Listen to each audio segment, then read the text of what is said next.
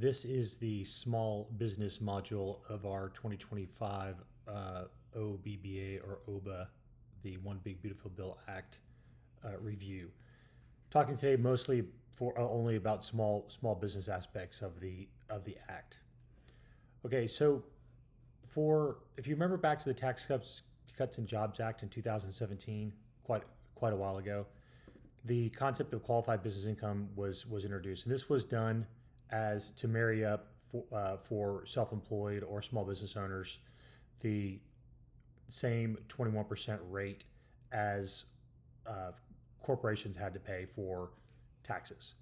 So this concept of qualified business income deduction, also known as the 199A deduction, was introduced in that year.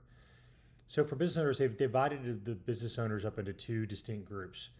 SSTB stands for Specified Service Trades or Businesses. So think of these as anything where the nexus of the business is based on the skill or professional qualifications of the owner. So things like financial advising, attorneys, consultants, accountants, things where your skill and your expertise, your professional wisdom is the nexus of the business. Those are SSTBs.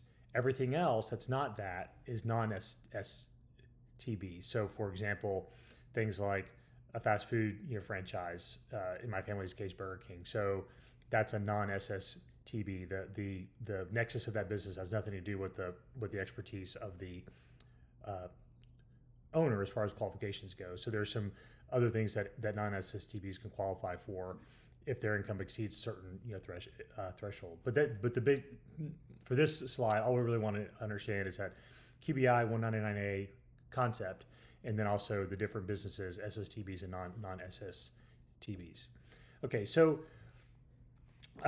there's income limits. So regardless of what business you are, SSTB or non-STB, if you're married and your income AGI falls below 394,600, it doesn't matter if you're SSTB or not, you still qualify for the QBI deduction, which is 20%. There's some literature out there. It was thrown around it was going to be increased to 23%. That is not the case. I've seen this on some of the agent AI outputs. The QBI deduction is 20%, not 23%. Okay, so it's very important to know. So for the married filing jointly, if your income is 394,600 or below, you qualify for the full 20% deduction. Above that, there's a phase out, which we won't talk about too much today because that gets pretty technical. But there's a phase out limit as you go by that. So, but for the and if you're single, it's just exactly half that. So 197,300 for SSTBs. If you're non-SSTBs and your income is above that, then there is you still qualify for the 20% deduction. Okay, so it's important to know that all income sources are included in the income test. So if you have a bunch of dividend income or you have a side hustle with a couple of W-2 income or whatever, that's all married together to get to this number that will, if it's above 394,600, starts to affect the deductibility. Okay, but that 20% is a huge number. So we want to, if we have to move heaven and earth to get the number below 394,600 to qualify for the 20%, it's a very, very large deduction. I mean, think about 20% of 400,000 is quite a bit of money. So we want to be below that if at all possible. Okay, so here are some strategies. Okay, so whether or not you're solo or you are part of a larger business that is near the threshold, some ways that you can reduce your income to get below the number. The most obvious way is contributions to your employer retirement plans. So in the case of the solo, that deferral amount is the $31,500 for this year. If you're over 50, 23,000 if you're under 50. And then there's the matching part that you can do as well, which could further bring your income level down. If your income is super high, okay, just think about $400,000 or $500,000, then a cash balance plan, which is another retirement plan, is another way to get your income below the threshold. Okay, so if your income is super high, the cash balance plan has a very, very large deductibility amount of which you can take advantage to get your income below that. Meaning, here's a perfect example. So this actually was almost analogous to a client that I had. It's just they're slightly different, but the numbers are roughly the same. We saw this last year. So their business income was really high, 525. They were above the 394. It was a little bit less last year, and they're also above the phase out range. So they got no QBI deduction. Okay, so what do? We deferred $31,000 into their solo 401k. Easy day. And furthermore, we contributed $135,000 to their cash balance plan. So that 525, where they would not have qualified for the deduction of QBI, the 20%, brought their business income down to 359, and they had negligible other sources of income. So that made their QBI deduction 20% of 359, about 70,000 bucks. That's a huge, huge, huge deal because this money didn't just go away. It went into their tax deferred account. Now, true, they are going to have to pay tax on that amount later, but up in the 525 level, they're up in the 32% bracket. So they're deferring at 32%, and then they're getting another 20% deduction here. And not to get super technical, but if you're able to do this and you still have funds available, you still have a post-tax, in a solo 401k instance, a post-tax option in your 401k where you can contribute on a post-tax basis up to the 415C limit, $77,000, and then immediately convert that to Roth.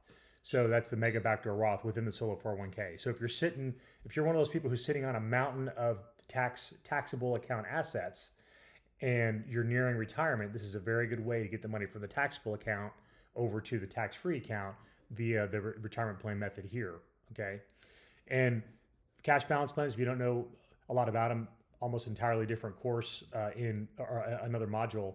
But think of it as basically a tax deferred account. There's a lot of caveats that go into it, but the end of it, when it's done, it converts to your traditional IRA or to your tax deferred solo 401k.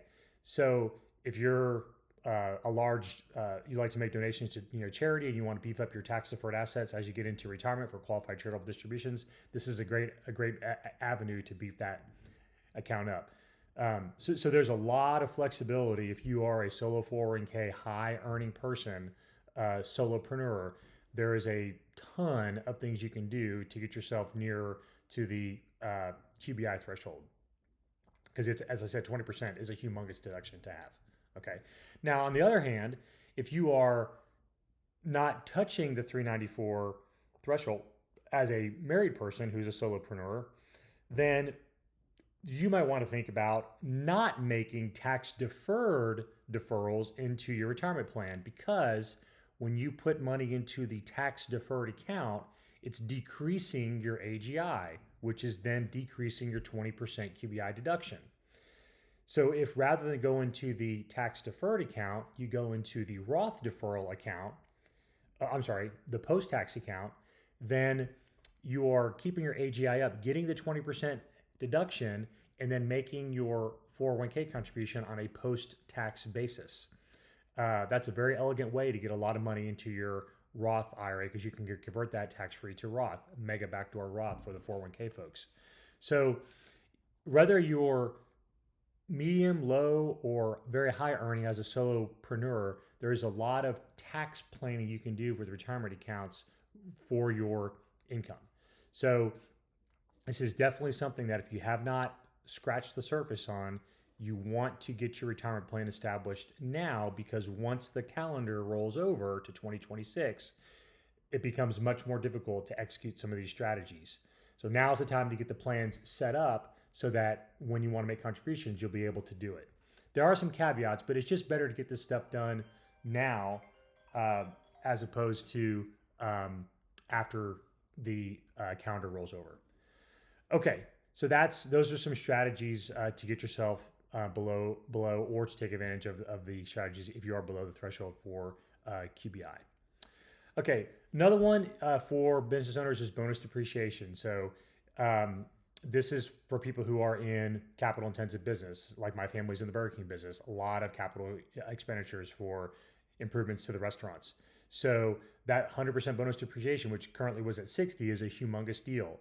So more deductions for your coming in from income. So that's going to change your tax situation, substantially.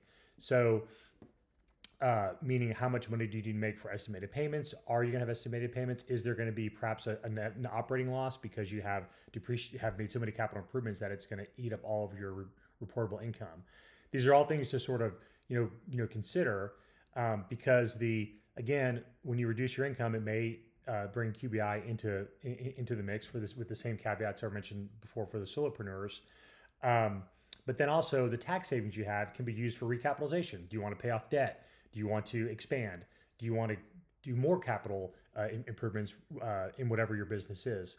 These are all things you can do because you're able to write off essentially in the current year most of what you're going to depreciate.